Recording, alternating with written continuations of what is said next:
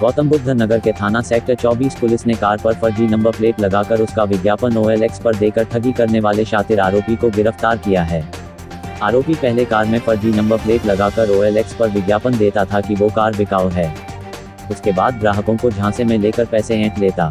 इसके बाद कभी कार को स्टार्ट ना होने का तो कभी कागजों की फोटोकॉपी कराने का बहाना बनाकर कार लेकर भाग जाता था। आरोपी कार की लोकेशन की जानकारी लेने के लिए कार में GPS भी लगाकर रखता था। इस बार उसने एक ग्राहक को अपने जाल में फंसाकर उसको स्विफ्ट कार इसी प्रकार से 2,30,000 में बेच दी। उसके बाद GPS की मदद से कार को ट्रेस कर उसकी दूसरी चाबी से कार को चोरी कर भाग निकला।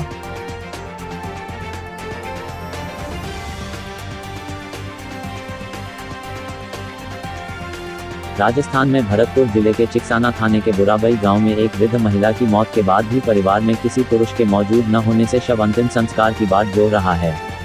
बुराबई गांव में दो परिवारों के बीच हुए संघर्ष में एक गुट के करतार सिंह की मौत हो गई थी। उसके बाद दूसरे गुट के परिवार के 4 सदस्यों को पुलिस ने जेल भेज दिया, जबकि अन्य पुरुष सदस्य फरार हो गए। इसके बाद से ही इस गुट की महिलाएं घर से बाहर नहीं निकल पा रही हैं।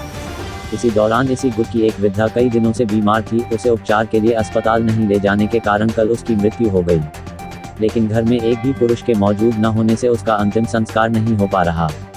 मृतका के रिश्तेदार भी भयवश आ नहीं पा रहे हैं। फिलहाल शव को मुखाग्नि देने के लिए कोई पुरुष मौजूद नहीं है।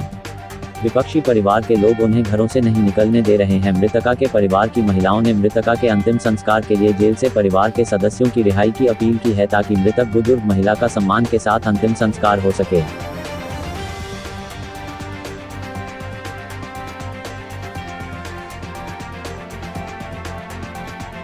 शादी का झांसा देकर रुपए व गहने हड़पने के आरोप में गिरफ्तार लुटेरी दुल्हन नेहा पाटिल उर्फ नजमा और उसकी गैंग में शामिल शोभारानी सोलंकी तथा अन्य साथी ठगी के लिए ऐसे लड़कों की तलाश करते थे जिनकी पत्नी की मौत हो चुकी हो, तलाकशुदा हो या किसी वजह से पत्नी घर छोड़कर चली गई हो। लड़कों व उनके परिवार को अपनी साजिश में फंसाने के लिए नेहा उर्फ नगमा की मां बताती थी।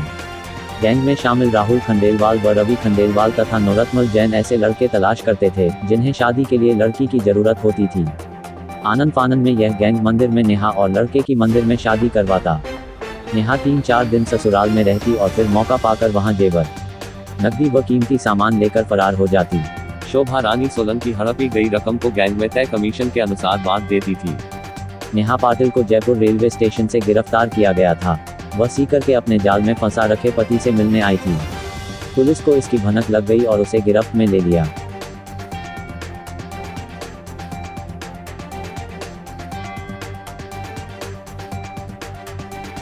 फिलीपींस में मुर्गों की अवैध लड़ाई में छापा मारने वाले पुलिस ऑफिसर की मुर्गे के हमले में मौत हो गई। दरअसल मुर्गे के पैर ब्लेड से कवर थे और हमले में पुलिस ऑफिसर के पैर की धमनी कट गई थी। इसमें पुलिस ऑफिसर के बाईं जांघ की आर्टरी में मुर्गे के पैर में लगा ब्लेड फॉक फंस गया और उसे काट दिया।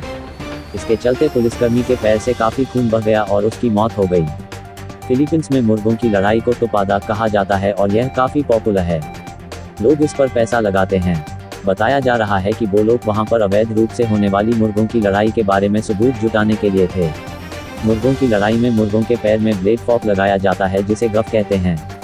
इस लड़ाई में अक्सर एक मुर्गा मारा जाता है।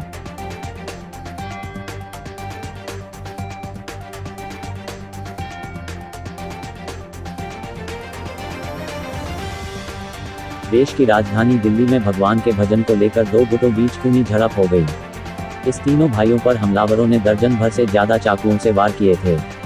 एक घर में डीजे पर माता रानी के भजन बजाए जा रहे थे।